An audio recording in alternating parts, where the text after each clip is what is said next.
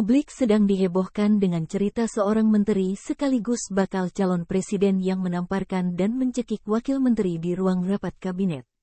Cerita tersebut disebarkan oleh Direktur Sewot Media Utama, Alifur Rahman Asyari, melalui video yang diunggah di kanal YouTube-nya SEWORD TV.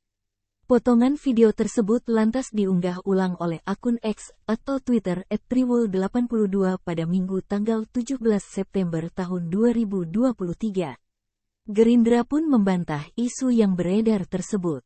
Ketua Harian Partai Gerindra Sufmi Dasko Ahmad mempertanyakan isu tersebut muncul selepas Partai Demokrat memutuskan bergabung dengan Koalisi Indonesia Maju.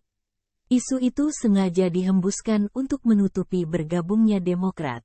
Juru bicara Baca Pres sekaligus Menteri Pertahanan, Menhan, Prabowo Subianto, Dhanil Anzar Simanjuntak membantah sebuah artikel yang menyebut Prabowo mencekik dan menamparkan seorang wakil menteri, Wamen, saat rapat kabinet.